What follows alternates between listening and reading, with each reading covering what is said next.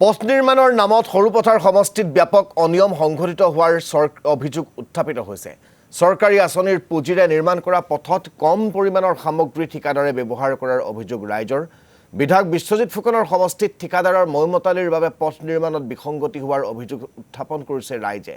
সৰুপথাৰ সমষ্টিৰ প্ৰেমহৰা পঞ্চায়তত নিৰ্মীয়মান পথত ঠিকাদাৰে লুণ্ঠন চলোৱাৰ অভিযোগ ৰাইজৰ। আমাক এই সন্দৰ্ভত সবিশেষ জনাব শিৱাশিষ শৰ্মাই।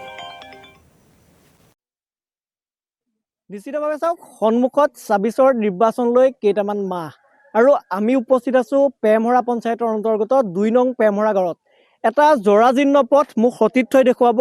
এই পথছোৱাত আজি কেইমাহমানৰ আগতে চেণ্ড গ্ৰেভেল পেলাইছিলে আৰু মোৰ সতীৰ্থই দেখুৱাব কেনেদৰে আচলতে অতি নিম্ন মানদণ্ডৰ কাম কৰিছে এই পথছোৱাত। প্ৰায় ৩,৮২,০০০ টকাৰে এই ৰাস্তাটোত চেণ্ড গ্ৰেভেল পেলাইছিলে ইয়াৰ ঠিকাদাৰে। আৰু ইয়াকে লৈ এতিয়া এই প্ৰেমহৰা পঞ্চায়তৰ ২ নং প্ৰেমহৰা গাঁৱত তীব্ৰ প্ৰতিক্ৰিয়াৰ সৃষ্টি হৈছে আৰু স্থানীয় ৰাইজসকলে অভিযোগ দিছে যে এই পথছোৱা অতি নিম্ন মানদণ্ডৰ কাম হৈছে। মোৰ সতীৰ্থই দেখুৱাব এনেদৰে আচলতে মহিলাসকল সমবেত হৈছে। মই তেওঁলোকৰ পৰা মতামত ল'ম। মোৰ লগত এগৰাকী বাইদেউ আছে। যিটো আপোনালোকে অভিযোগ দিছে ৰাস্তাৰ কাম নিম্ন মানদণ্ডৰ হৈছে, কি ক'ব? ৰাস্তাবিলাক চৰকাৰে কাৰ্যসূচী হাতত লয় আৰু সেইমতে কাম কৰে, কিন্তু কাম যিমান কৰিব লাগে সিমান নকৰে। কিন্তু আমি কামৰ মানে হেৰিটো নেদেখোঁ। ফ্লক আৰে ফ্লকত মানে টকা হেৰিটোহে দেখি পাওঁ, সৰহীয়া টকাটোহে দেখি পাওঁ। কিন্তু এই ৰাস্তাটো আমি যেতিয়া চেণ্ড গ্ৰেভেল পেলায়, কেতিয়া পেলায়, কি কৰে আমি কোনেও নাযাওঁ। ওচৰ চুবুৰীয়া মানুহেও নাযায়। ৰাতিয়ে হয়তো পেলাই যায়। আমি গাঁৱৰ সভাপতিক সুধিছিলোঁ যে ৰাস্তাটোত কোনে চেণ্ড গ্ৰেভেল পেলাইছে, তেখেতেও ক'ব নোৱাৰে। ইয়াৰ কাৰণটো কি নাজানো। অৱশ্যে ৰাস্তা হ'লে মানে অন্ততঃ ভাল হ'ব লাগে। আমাৰ প্ৰেমহৰা পঞ্চায়ত যিখনেই চৰকাৰ নহওক লাগিলে, সকলো চৰকাৰ আহিছে গৈছে, কিন্তু ৰাস্তা পদূলিৰ প্ৰতি সিমান এটা গুৰুত্ব নাই।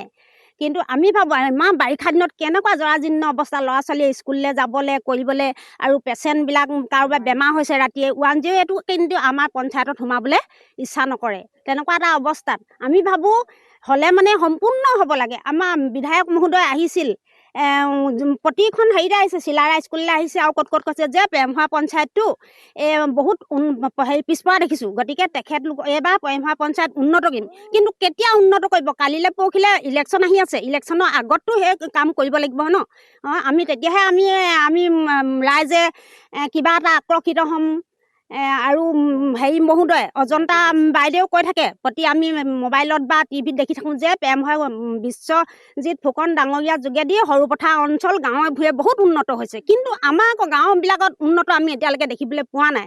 বিশেষকৈ আমাৰ পঞ্চায়ত দিছে, ৰাইজক ঘৰ দিছে, কি কয় অৰুণোদয় দিছে, উদ্যমিতা আঁচনিৰ যোগেদি 10,000 টকাকৈ দিছে। আমি নাই পোৱা বুলি নকওঁ, পাইছোঁ। কিন্তু আমাক লাগে বিশেষকৈ ৰাজহুৱা স্বাৰ্থ পূৰণ কৰাটো। আমি ব্যক্তিগত স্বাৰ্থ পূৰণ নহ'লেও আমি চলি যাব পাৰিছোঁ, কিন্তু ৰাজহুৱা স্বাৰ্থবিলাক আচলতে পূৰণ হ'ব লাগে। বিশেষকৈ ৰাস্তাবিলাক উন্নত হ'লে আমি নথৈ আনন্দিত হওঁ। নিশ্চিতভাৱে চাওক, এনেদৰে ইয়াৰ স্থানীয় মহিলাসকল ক্ষোভত ভাগি পৰা পৰিলক্ষিত হৈছে। মই মোৰ সতীৰ্থক পুনৰ দেখুৱাবলৈ অনুৰোধ কৰিছোঁ। এই যিটো পথ আছে, এই পথছোৱা শিৱাশিষ শৰ্মা, আপোনাক ধন্যবাদ জ্ঞাপন কৰিছোঁ।